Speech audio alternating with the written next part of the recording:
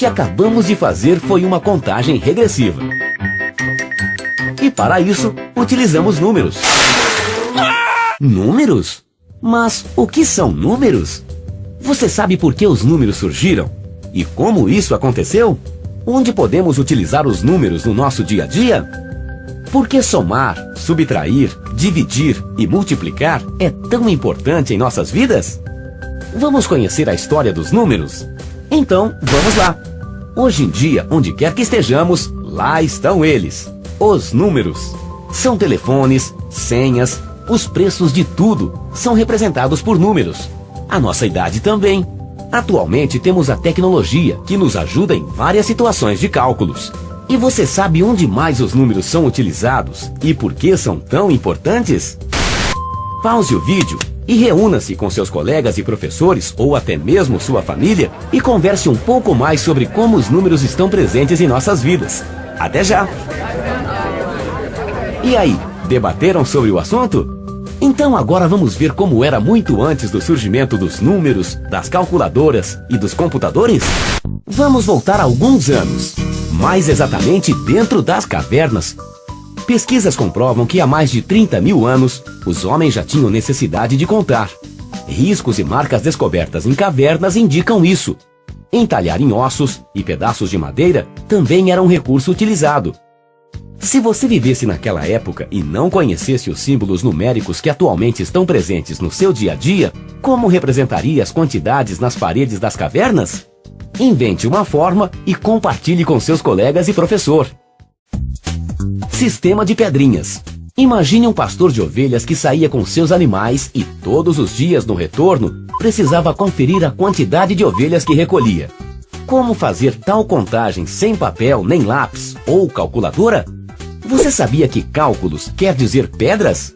Pois eles usavam pedrinhas. Para cada ovelha, uma pedrinha e pronto. Mas e se forem muitas ovelhas? Onde guardar tantas pedrinhas? Foi pensando nisso que os seres humanos começaram a fazer agrupamentos e a partir daí criaram os conjuntos. Por exemplo, uma pedrinha preta corresponde a 5 pedrinhas brancas. Uma pedra amarela corresponde a 10 pedrinhas brancas ou 2 pretas. E a partir de então, tudo ficou mais fácil. Outro recurso muito comum eram os nós em cordas, mais usados para marcar tempo e distâncias. Além disso, temos em nosso próprio corpo instrumentos de cálculo, como por exemplo, os nossos dedos das mãos e, por que não, os dos pés. O sistema mesopotâmico. Mas chegou um tempo em que as pedras e dedos já não eram mais suficientes. A quantidade e variedade das coisas aumentou e alguns povos inventaram novas formas de contar. Com a descoberta de placas de barro na Mesopotâmia, comprovou-se que os suméricos faziam suas contas por meio de símbolos agrupados em um sistema com base 60. Todas as quantidades maiores que 60 eram agrupadas e representadas por um sinal. A posição destes sinais também modificava seus valores. Egípcios e maias. Os egípcios e os maias também criaram seus sistemas numéricos. No caso desses dois sistemas, observamos que eram muito parecidos na forma, pois utilizavam símbolos e figuras, mas eram diferentes na aplicação. Você sabe que os egípcios são muito conhecidos por serem excelentes construtores, certo? E para construir, eles precisavam fazer muitos cálculos. O sistema egípcio era formado por 7 números-chave: 1, 10, 100, 1000, 10.000, 100.000, 1 milhão. Cada um era representado por um símbolo. Assim, eles faziam suas contas. Então vamos parar um momento e colocar nossas cabeças para pensar. Você lembra que vimos que o sistema mesopotâmico utilizava agrupamento por 60, não é mesmo? Que tal uma atividade? Então, pause o vídeo e tente descobrir qual era o agrupamento do sistema egípcio. Vamos lá? Até já! Olá! E então, descobriram qual a base do sistema egípcio? Se você respondeu que era a base 10, parabéns, você acertou! O sistema é decimal, pois trabalhavam com grupos de 10 em 10. Existe um outro povo que também utilizava figuras para representar seus números: os maias. Mas apesar da semelhança na forma, este sistema numérico é bem diferente do sistema egípcio, pois os maias utilizavam apenas 3 símbolos, uma concha, um ponto e uma barrinha, e utilizava a base 20. Porém, a grande diferença não estava aí, e sim na inclusão do zero. O zero é o grande responsável pelo sucesso do nosso sistema numérico atual, pois sua posição na escrita dos números ajuda no princípio multiplicativo. Mas o que é o princípio multiplicativo? Observe o número 605. Nele, cada algarismo representa, na verdade, o produto dele de acordo com sua posição. O 6 é igual a 6 vezes 100, centena. O 0 é igual a 0 vezes 10, dezena. E o 5 é igual a 5 vezes 1, unidade. Entendeu? Então, pause o vídeo e crie, com a supervisão do seu professor, uma atividade para um colega, em que é aplicado o princípio posicional dos números que você acabou de ver. Vamos lá? Gregos, hebraicos e romanos. Os gregos são famosos pelas artes, política e filosofia, mas também criaram um sistema numérico muito eficiente. Uma diferença importante nos sistemas grego foi a utilização de letras para representar números.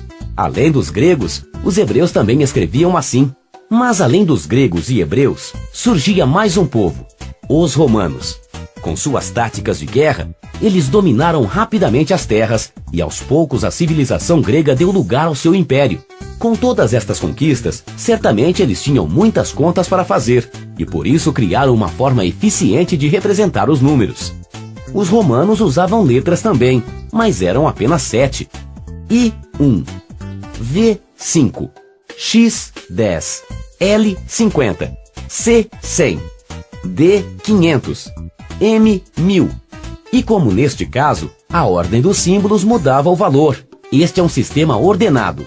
VI6 é diferente de IV4. Observe com atenção e você verá que estes números aparecem em vários locais do nosso cotidiano. Verifique no seu entorno, anote em seu caderno ou folha à parte e comente com seus colegas e professor em que locais esses números puderam ser localizados por você. Números orientais. Os chineses são famosos por vários fatores, por serem uns dos mais antigos povos do planeta e por serem muitos. Seu sistema numérico também era decimal e utilizava pequenos traços. Foi descoberto há cerca de 3.000 anos gravados em ossos e pedaços de cascos de tartaruga. No sistema numérico indiano, que é a origem do nosso sistema numérico atual, já era utilizado o zero, que no início era representado por um ovo de ganso.